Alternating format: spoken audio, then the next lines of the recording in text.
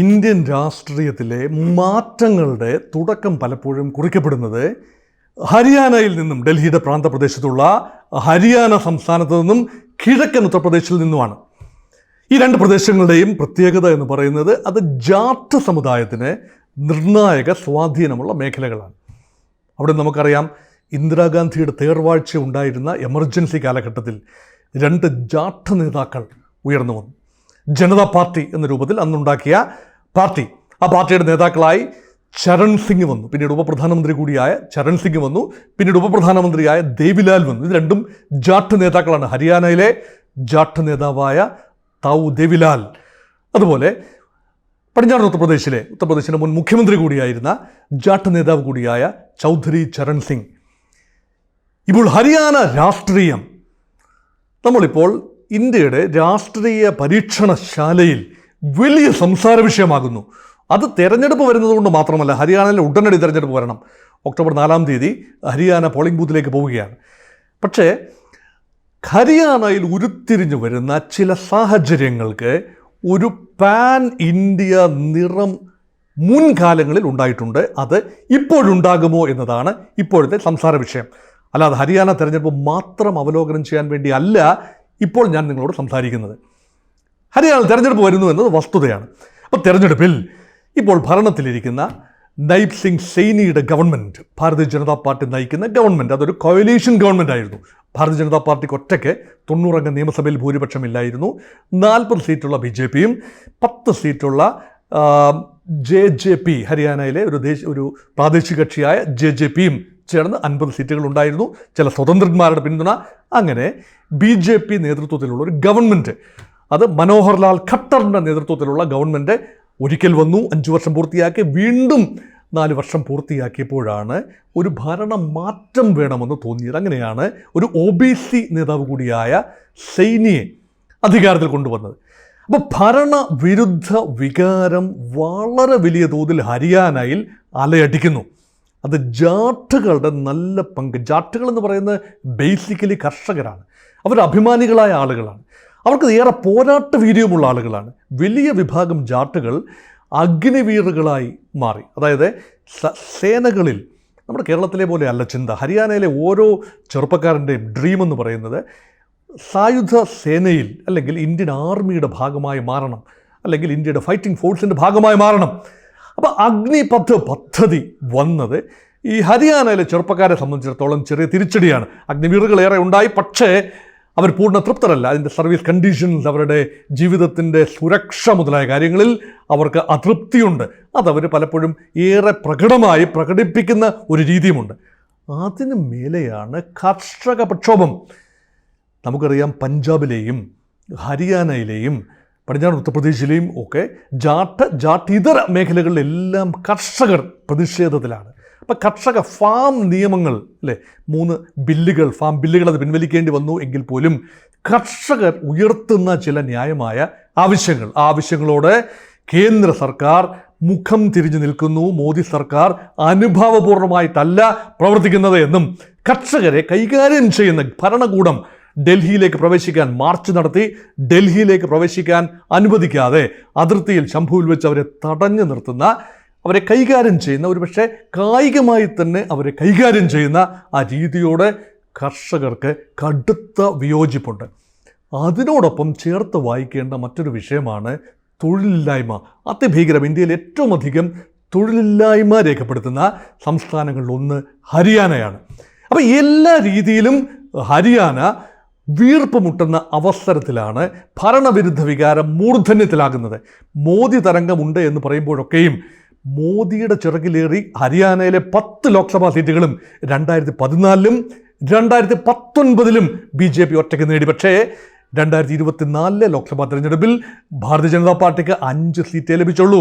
Congress party, പ്രതിപക്ഷമായ Congress party അതിശക്തമായി emerge ചെയ്യുന്ന കാഴ്ച നമ്മൾ കണ്ടു. കോൺഗ്രസ് പാർട്ടിയും ആം ആദ്മി പാർട്ടിയുമായുള്ള സഖ്യത്തിൽ 5 സീറ്റുകൾ കോൺഗ്രസ് പാർട്ടി ജയിച്ചു വരുന്നത് കണ്ടു. സംസ്ഥാന തെരഞ്ഞെടുപ്പിലേക്ക് വരുമ്പോൾ കോൺഗ്രസിൻ്റെ സ്ഥിതി കുറച്ചുകൂടി ഭദ്രമാകേണ്ടതാണ്. കാരണം ദേശീയ വിഷയങ്ങളല്ല സംസാരിക്കുന്നത്. ഇവിടെ മോദി ഫാക്ടർ കാര്യമായി ഏശിയിട്ടില്ല എന്ന് ഉത്തർപ്രദേശിലെ തെരഞ്ഞെടുപ്പ് ഫലം തെളിയിച്ചു. അതുകൊണ്ട് ഹരിയാനയിൽ അതിൽ നിന്നും വിരുദ്ധമായ ഒന്ന് സംഭവിക്കണമെന്നില്ല. അങ്ങനെയെങ്കിൽ ഹരിയാന രാഷ്ട്രീയത്തിൽ ഇപ്പോൾ കടന്നു വരുന്ന പ്രധാന ചർച്ച എന്താണ്? അത് ഗുസ്തിയാണ്. ഗുസ്തി താരങ്ങൾ, അഗാധകളുടെ നാടാണ് ഹരിയാന. അവിടെ ഗ്രാമാന്തരങ്ങളിൽ ചെറുപ്പക്കാർ, അത് വനിതകളും പുരുഷന്മാരുമെല്ലാം പ്രധാനമായും ആശ്രയിക്കുന്ന കായിക വിനോദമാണ് ഗുസ്തി. അതവരുടെ സംസ്കാരത്തിൻ്റെ തന്നെ ഭാഗമാണ്. അതും നല്ലൊരു എമൗണ്ട് ജാട്ട് വിഭാഗക്കാരാണ്. എല്ലാ വിഭാഗക്കാരും ഉണ്ട്, ഇല്ലെന്നല്ല. അതിൽ തന്നെ ഇന്ത്യക്കായി കോമൺവെൽത്ത് ഗെയിംസിലും ഏഷ്യാഡിലും എല്ലാം സ്വർണം നേടിയ സുശീൽ കുമാർ, അദ്ദേഹം വലിയ ഒരു കായിക താരമാണ്. ബജ്റംഗ് പുനിയ, അദ്ദേഹവും വളരെ അറിയപ്പെടുന്ന കായിക താരമാണ്. ബജ്റംഗ് പുനിയ മാറി ചിന്തിച്ചിരിക്കുന്നു. ബജ്റംഗ് പുനിയ, പൊതുവേ ഗുസ്തി താരങ്ങൾക്ക് രാഷ്ട്രീയം ഉണ്ടാകേണ്ടതല്ല, അവർ കായിക രംഗത്ത് മാത്രം ശ്രദ്ധ കേന്ദ്രീകരിക്കേണ്ടതാണ്. ബജ്റംഗ് പുനിയ കോൺഗ്രസ് പാർട്ടിയിൽ കഴിഞ്ഞ ദിവസം അംഗത്വം എടുത്തിരിക്കുന്നു. അതുമാത്രമല്ല, ഒരുപക്ഷെ ഏറെ വാർത്താ പ്രാധാന്യം നേടിയ ഗുസ്തി താരം, ഇന്ത്യയിലെ നാളിതുവരെയുള്ള എല്ലാ ഗുസ്തി താരങ്ങളിലും വെച്ച് ഏറ്റവും അധികം വാർത്താ മാധ്യമങ്ങൾ ആഘോഷിച്ച പേര് വിനേഷ് ഫോഗാട്ട് എന്ന വനിതയുടെ പേരാണ്. കപ്പിനും ചുണ്ടിനുമിടയിൽ ഒരു ഒളിമ്പിക് സ്വർണം അല്ലെങ്കിൽ വെള്ളി നഷ്ടപ്പെട്ട ധീര വനിത. അപ്പം വെയ്റ്റ് കാറ്റഗറിയിൽ കേവലം 100 ഗ്രാമിൻ്റെ വെയ്റ്റ്, ശരീരഭാരം അധികമാണ് എന്ന കാരണത്താൽ ഫൈനൽ മത്സരത്തിന് ഇറങ്ങാൻ സാധിക്കാതെ പോയ പാരീസ് ഒളിമ്പിക്സിൽ ഉറപ്പായി എല്ലാ ഘട്ടങ്ങളും കടന്ന് ഫൈനലിലെത്തുകയും ഫൈനൽ പരാജയപ്പെട്ടാൽ പോലും ഇന്ത്യക്ക് വേണ്ടി ഒരു വെള്ളി മെഡൽ ലഭിക്കുകയും ചെയ്യാമായിരുന്ന ഒരു ധീര വനിത വിനേഷ് ഫോഗാട്ട്. ഫോഗാട്ട് അഗാധകളുടെ പുത്രിയാണ്. ഫോഗാട്ടിൻ്റെ കുടുംബാംഗങ്ങളെല്ലാം തന്നെ ഗുസ്തി താരങ്ങളാണ്. സഹോദരന്മാർ, സഹോദരിമാരും, പിതാവും എല്ലാം തന്നെ, അമ്മാവന്മാരും എല്ലാം തന്നെ ഗുസ്തി താരങ്ങളാണ്. ആ ഗുസ്തി പശ്ചാത്തലത്തിൽ നിന്നും വരുന്ന ഫോഗാട്ടിനെ സംബന്ധിച്ചിടത്തോളം ഒരു 100 ഗ്രാം ശരീരഭാരം 2 കിലോയോളം കുറയ്ക്കേണ്ടതുണ്ടായിരുന്നു. പെട്ടെന്ന് ശരീരഭാരം വർദ്ധിച്ചു.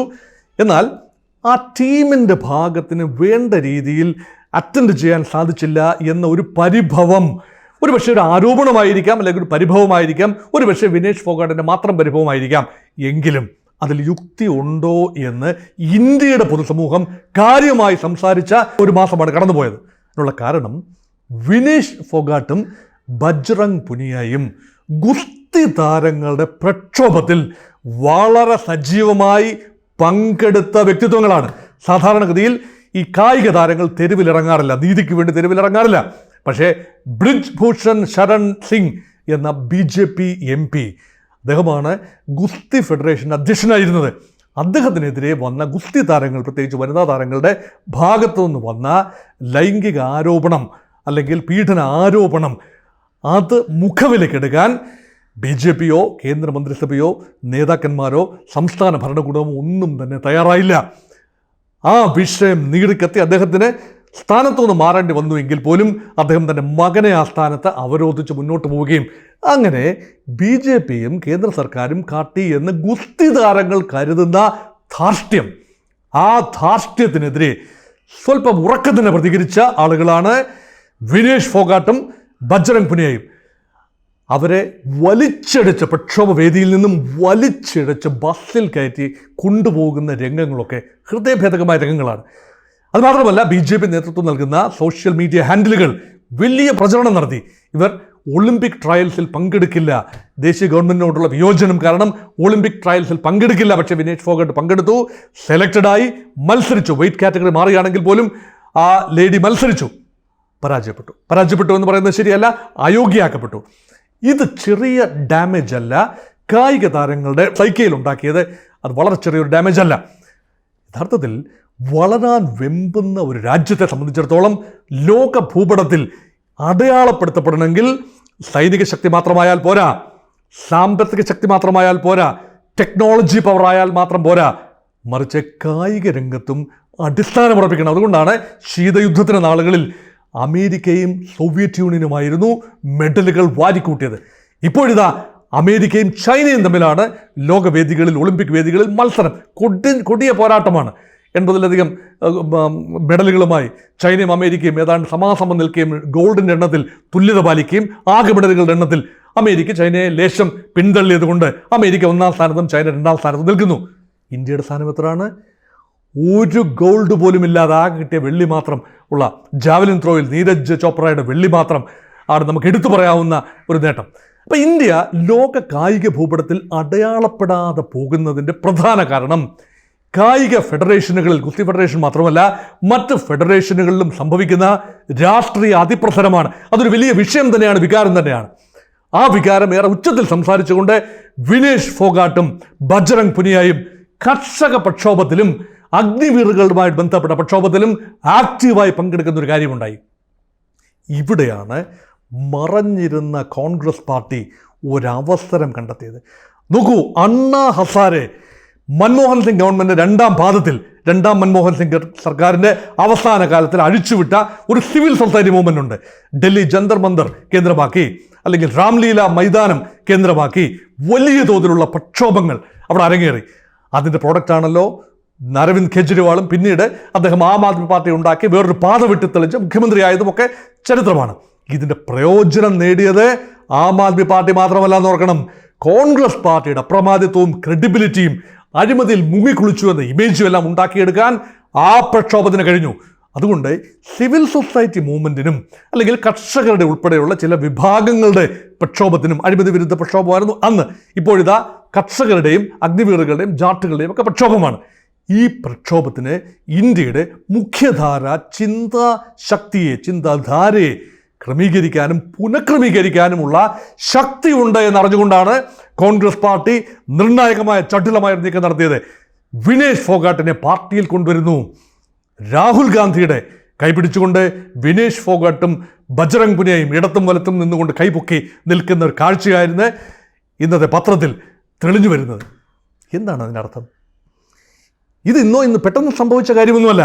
വിനേഷ് ഫോഗാട്ടിനെ ലൈം ലൈറ്റിൽ നിർത്തുന്നതിന് കോൺഗ്രസ് പാർട്ടി തന്ത്രപരമായ ഒരു റോൾ വഹിച്ചു. അത് ശരിയാണ്. കർഷക പ്രക്ഷോഭത്തിൽ വിനേഷ് ഫോഗാട്ടിൻ്റെ വരവ് യഥാർത്ഥത്തിൽ പിന്നിൽ നിന്നത് കോൺഗ്രസ് ആണ്, അതിൽ യാതൊരു സംശയവുമില്ല. അത് മാത്രമല്ല, വിനേഷ് ഫോഗാട്ട് മെഡൽ നഷ്ടപ്പെട്ട് ഡൽഹിയിൽ വന്നിറങ്ങിയപ്പോൾ ഡൽഹി മുതൽ തൻ്റെ സ്വന്തം ജന്മഗ്രാമം വരെ വലിയ തോതിൽ ആഘോഷമായി ആനയിച്ചു കൊണ്ടുവന്നതിനും കോൺഗ്രസ് പാർട്ടിയും അതിൻ്റെ നേതൃത്വം, പ്രത്യേകിച്ച് ഭൂപീന്ദർ സിംഗ് ഹൂഡ എന്ന മുൻ കോൺഗ്രസ് മുഖ്യമന്ത്രി, അദ്ദേഹം വഹിച്ച പങ്ക് നിസ്തുലമാണ്. ഇപ്പോഴിതാ കോൺഗ്രസ് പാർട്ടി അധികാരത്തിൻ്റെ ചെറിയ സ്മെല്ലടിച്ചിരിക്കുന്നു. അധികാരത്തിൽ വരുമെന്ന് കോൺഗ്രസ് പാർട്ടി ആഴത്തിൽ വിശ്വസിക്കുന്ന, ഉറപ്പായും വിശ്വസിക്കുന്ന ഒരു സംസ്ഥാനമാണ്. 4 സംസ്ഥാന തെരഞ്ഞെടുപ്പ് നടക്കാനുണ്ട്. അതിൽ ഹരിയാനയിൽ നിശ്ചയമായും കോൺഗ്രസ് പാർട്ടി അധികാരത്തിൽ വരുമെന്നാണ് അവിടുത്തെ കോൺഗ്രസ്സുകാർ വിശ്വസിക്കുന്നത്. അവർക്ക് പറയാനുള്ളത്, ആം ആദ്മി പാർട്ടിയുമായി സഖ്യമില്ലാതെ തന്നെ, ഇന്ത്യ മുന്നണിയിലെ ഘടകകക്ഷിയാണ് ആം ആദ്മി പാർട്ടി എന്ന് ഓർക്കണം, സഖ്യമില്ലാതെ തന്നെ ഒറ്റയ്ക്ക് അധികാരത്തിൽ വരാമെന്ന് ഹൂഡ വിശ്വസിക്കുന്നു. പക്ഷേ ഹൂഡ മാത്രമല്ല അവിടെ നേതാവ്. അവിടെ 2 കോൺഗ്രസ് നേതാക്കളുണ്ട്. ഹൂഡ ജാട്ട് വിഭാഗക്കാരനാണ്. ജാട്ടുകൾക്ക് 30% ഹരിയാനയിൽ പിൻബലമുണ്ട്, പണമുണ്ട്, പ്രതാപമുണ്ട്, കൈക്കേരുത്തുണ്ട്, മെയ്വഴക്കമുണ്ട്, എല്ലാമുണ്ട്. അത് മാത്രമല്ല, ജാട്ടുകളെ പിണക്കിക്കൊണ്ട് ഒരു ഭരണകൂടത്തിന് മുന്നോട്ട് പോകാനാവില്ല. ജാട്ടുകൾ, മുസ്ലിങ്ങൾ, ദളിതർ എന്ന ഒരു ഫോർമുലയാണ് കുറേ കാലമായി കോൺഗ്രസ് പയറ്റുന്നത്. പക്ഷേ ജാട്ടുകളും ദളിതരും തമ്മിലും മുസ്ലിങ്ങളും ജാട്ടുകളും തമ്മിലും കലാപങ്ങൾ ഉണ്ടായ ഒരു സ്ഥലം കൂടിയാണ് പടിഞ്ഞാറ് ഉത്തർപ്രദേശും ഹരിയാനയുമെല്ലാം. അതുകൊണ്ട് അത്ര എളുപ്പമല്ല ഈ 3 വിഭാഗങ്ങളെ ഒരുമിച്ച് കോൺഗ്രസിൻ്റെ കുടക്കീഴിൽ അണിനിരത്തുന്നത്. അത്ര എളുപ്പമുള്ള കാര്യമല്ല എന്ന് നമുക്കറിയാം. പക്ഷേ അതൊരു ഡെഡ്ലി ഫോർമുലയാണ്. പക്ഷേ ആ ഫോർമുല ഒക്കെ ഉണ്ടായിരിക്കെ തന്നെ കോൺഗ്രസ് പാർട്ടിക്കുള്ളിൽ വളരെ വലിയ അധികാര വടംവലി നടക്കുന്നു. അധികാരത്തിലെത്തിയിട്ടില്ല, അതിനു മുമ്പ് തന്നെ തനി കോൺഗ്രസ് സ്വഭാവം കാട്ടിത്തുടങ്ങി. രൺദീപ് സിംഗ് സുർജേവാല അവിടുത്തെ ഒരു കോൺഗ്രസ് നേതാവ്, മുതിർന്ന കോൺഗ്രസ് നേതാവാണ്. അദ്ദേഹം പലപ്പോഴും കേരളത്തിൽ വരികയും കേരളത്തിലെ നേതാക്കളുമായി സംസാരിക്കുകയും കേരളത്തിൽ ചുമതലയുണ്ടായിരിക്കുകയും ഒക്കെ ചെയ്ത ഒരാളാണ്. അത് മാത്രമല്ല, കുമാരി ഷെൽജ ദളിത് വിഭാഗക്കാരെ നേതാവാണ്, സാമാന്യം ചെറുപ്പക്കാരെ ആളാണ്, അപ്കമിങ് ഫേസാണ്, ഏറെക്കാലം MP ആയിരുന്ന ആളുമാണ്, ഇപ്പോഴും പാർലമെൻറ്റ് മെമ്പറാണ്. രൺദീപ് സിംഗ് സുർജേവാലയും കുമാരി ഷെൽജയും അധികാരത്തിന് വേണ്ടി അവകാശവാദം ഉന്നയിച്ചിരിക്കുന്നു. എന്നാൽ ഭൂപീന്ദർ സിംഗ് ഹൂഡയും തൻ്റെ മകൻ ദീപിന്ദർ സിംഗ് ഹൂഡയും, ഈ 2 പേരുമാണ് അവിടുത്തെ കോൺഗ്രസ് രാഷ്ട്രീയത്തിൽ മുന്നിട്ട് നിൽക്കുന്നത്. ഏറെ സ്ഥാനാർത്ഥി ലിസ്റ്റ് പൂർണ്ണമായി വെളിയിൽ വന്നിട്ടില്ല. വെളിയിൽ വന്നു കഴിയുമ്പോൾ നമുക്കറിയാം, ഒരുപക്ഷെ പൊട്ടിത്തെറി ഉണ്ടാകാം, മാലപ്പട്ടക്കം പോലെ ഒരു പൊട്ടിത്തെറികൾ ഉണ്ടാകാം. കോൺഗ്രസ് പാർട്ടിയിൽ ഏറെ സ്ഥാനമോഹികളുണ്ട്. നിയമസഭാ സീറ്റിനു വേണ്ടി മോഹിക്കുന്ന ഒരുപാട് പേരുണ്ട്. 67 മണ്ഡലങ്ങളുടെ കാര്യത്തിൽ ഒരു ധാരണയായി എന്നാണ് പറയപ്പെടുന്നത്. 90 മണ്ഡലങ്ങളിൽ 67 മണ്ഡലങ്ങളുടെ കാര്യത്തിൽ ഒരു ധാരണയായി എന്ന് പറയുന്നു. ലിസ്റ്റ് പുറത്ത് വിട്ടിട്ടില്ല.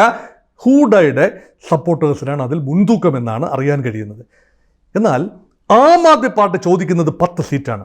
പ്രത്യേകിച്ചും പഞ്ചാബ് ഹരിയാന അതിർത്തിയിൽ ആം ആദ്മി പാർട്ടിക്ക് സാമാന്യം നല്ല വേരോട്ടമുണ്ട്. മൊത്തത്തിൽ ഹരിയാന ഒരു 5% വോട്ട് ഷെയർ ഉണ്ട്. പാർലമെന്റ് തെരഞ്ഞെടുപ്പിൽ ഒരു സീറ്റിൽ മത്സരിച്ച് കുരുക്ഷേത്ര സീറ്റിൽ കോൺഗ്രസുമായി ചേർന്ന് മത്സരിച്ച് പരാജയപ്പെട്ട പാർട്ടിയുമാണ്. 5 സീറ്റ് കൊടുക്കാമെന്നാണ് കോൺഗ്രസ് പറയുന്നത്. വിട്ടുവീഴ്ച എന്നുള്ള നിലയിൽ 7 സീറ്റ് വരെ കൊടുക്കാം. അതിൽ കൂടുതൽ ഒരു സീറ്റ് പോലും കൊടുക്കാൻ കോൺഗ്രസ് തയ്യാറല്ല. ആം ആദ്മി പാർട്ടി 8ലും 7ലും അടുക്കുന്നതുമില്ല. അതുകൊണ്ട് ആം ആദ്മി പാർട്ടി ഒറ്റയ്ക്ക് മത്സരിക്കുന്ന സ്ഥിതിഗതികൾ ഉണ്ടായാൽ ഭരണവിരുദ്ധ വികാരം രണ്ടായി ചേറിപ്പോവുകയും കോൺഗ്രസിനും ആം ആദ്മി പാർട്ടിക്കുമായി ആന്റി BJP ഒരു സ്പേസ് വീതിച്ചു പോയാൽ BJPക്ക് ഒരുപക്ഷെ ആശ്വസിക്കാം. പക്ഷേ വരട്ടെ, BJP ആശ്വസിക്കാൻ വരട്ടെ. BJPക്കുള്ളിൽ നിന്നും ശക്തമായ കുത്തൊഴുക്ക് ഇപ്രാവശ്യം കോൺഗ്രസിലേക്കുണ്ട്. അപ്പം ഹരിയാനയാണ് ആയാറാം ഗായാറാം രാഷ്ട്രീയത്തിൻ്റെ ഈറ്റില്ലം. നിന്ന നിപ്പിൽ പാർട്ടി മാറുന്ന ഒരു അത്ഭുതകരമായ പ്രതിഭാസം. ആ വാക്ക് തന്നെ അയാറാം ഗായാറാം എന്ന് പറയുന്നത് വന്നത് ഹരിയാനയിൽ നിന്നാണ്. ഇത് 20 പേരാണ്. 20 പ്രമുഖരായ BJP നേതാക്കളാണ്. അതിൽ മുൻ മന്ത്രിമാരുൾപ്പെടെയുണ്ട്, മുൻ MLA-മാരുൾപ്പെടെയുണ്ട്. ഇവരെല്ലാം കോൺഗ്രസിൽ ചേരാൻ തയ്യാറായി നിൽക്കുകയാണ്, അല്ലെ കുറച്ച് പേര് ചേരുകയും ചെയ്തു. അപ്പം BJPയിൽ നിന്ന് അങ്ങനെ അധികം കുത്തൊഴുക്ക് സാധാരണ സംഭവിക്കാറില്ല. അതുകൊണ്ട് മാറി വീശുന്ന രാഷ്ട്രീയ കാറ്റ് ഒരു സൂചനയായി കാണാമെങ്കിൽ കോൺഗ്രസ് പാർട്ടിക്ക് സ്വല്പം ആശ്വസിക്കാം. ഗുസ്തി താരങ്ങളുടെ ചിറകിലേറി, ആ വൈകാരികമായ ഫീലിങ്ങിൻ്റെ ചിറകിലേറി, അഗ്നിവീറുകളുടെ അസംതൃപ്തി മുതലെടുത്തുകൊണ്ട് ജാട്ട് സമുദായത്തിൻ്റെയും കർഷകരുടെയും വലിയ തോതിലുള്ള BJPക്കെതിരെയുള്ള വികാരം മുതലെടുത്തുകൊണ്ട് കോൺഗ്രസിൻ്റെ സംഘടനാ സംവിധാനം ഊർജിതപ്പെടുത്തി പടലപിണക്കങ്ങൾ അവസാനിപ്പിച്ചുകൊണ്ട് നിൽക്കുകയാണെങ്കിൽ കോൺഗ്രസിന് ഒരു എഡ്ജുണ്ട് എന്നാണ് മിക്ക നിരീക്ഷകരുടെ അഭിപ്രായം. കടന്നു വരുന്ന എല്ലാ അഭിപ്രായ സർവേകളും പറയുന്നത് കോൺഗ്രസിന് മുൻതൂക്കമുണ്ട് എന്ന നിലയിൽ തന്നെയാണ്.